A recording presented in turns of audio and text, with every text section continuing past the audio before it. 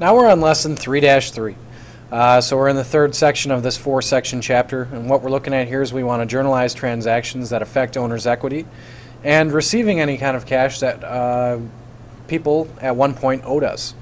So that's what we're looking at in 3-3. So the first transaction we're going to take a look at journalizing is receive cash from sales. So on August 12th, we received cash from sales of $295, tape number 12. So it comes from that ticker tape number 12. So in this journal, what we have here for the two accounts that are affected on this particular scenario are cash and sales. Cash going up and sales as well is going up as well. So cash debit and a sales credit. First step is write the date in the date column with August 12th, or the 12 there for August 12th. Second step is we want to write the debit amount in the cash debit column because we want to do our debits before our credits. So we debit cash $295 in our cash column here. The next step is we want to write the credit amount in the sales credit column. Place a check mark in the account title column. A check mark is also placed in the post reference column. And that's because it comes from T12. So it comes from right here, and this is the same thing. So it's coming from a sales particular thing, and because these both are being used in this situation, Sales credit is right here in this middle column, so that's why we just need the check mark because the sales one is going right there and sales is being credited. It's almost in no situation will sales be debited for our purposes right now. Then the last step is we want to write the source document in the document number column, which is ticker tape number 12 for receive cash from sales. The next one is we sold services on account. So we sold something to Oakdale School for $350, so they'll pay us back for it later. And the sales invoice is number 1, is where we got this information from. So we take a look at our general journal. And this general journal is all filled out for us, and how did we get there?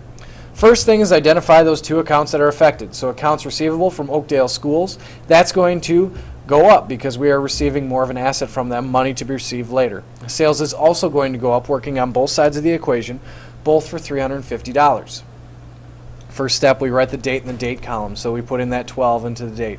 Second step is we record the debit amount in the general debit column for $350, and we also want to write that account title in the account title column. So accounts receivable from Oakdale School is going to be debited because that's going to increase the amount of money that they owe us of $350. Step 3 is we want to write the credit amount in the sales credit column. So then in sales credit, which is already provided for us, we credit that for $350. Then the fourth step, we write our source document number in this document number column, and that comes from sales invoice 1 or S1 for that one. The next transaction we're going to take a look at is we paid cash for an expense, and that expense is that tricky one we've been dealing with. An expense on August 12th, we paid cash for rent of $300, check number 4. So in the journal, this is our journal entry that we put in. And we take a look at the two accounts that are affected. We have rent expense of $300 and cash is going to decrease of $300. So we write the date in the date column. So what we have here is August 12th, we put in the 12. And then the second step, we want to write the debit because we debit before we credit. So we debit rent expense, and we put a rent expense in the account title and debit for $300 there. That's step 2. Step 3 is we want to write the credit amount in the cash credit column because cash is going to decrease in this particular scenario.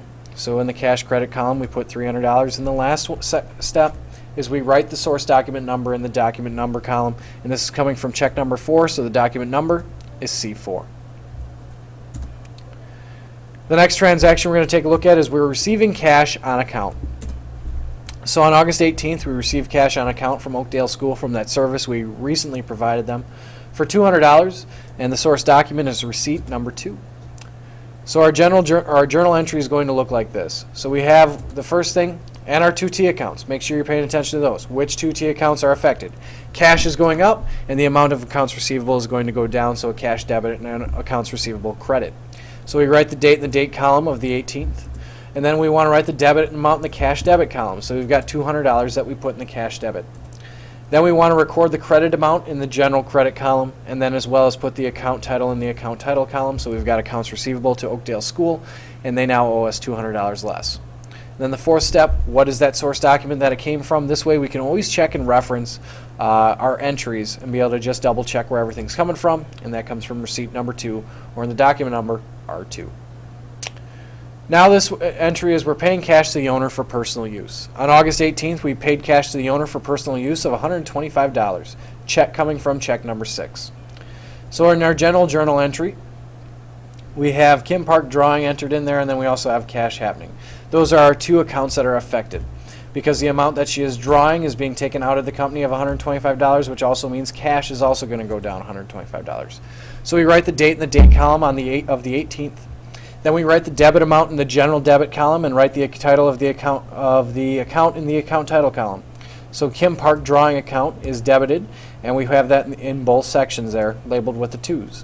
Number 3 is we write the credit amount in the cash credit column, because cash credit is going to decrease, so $125. And then finally, our source document number goes into the document number of C6 for check number 6.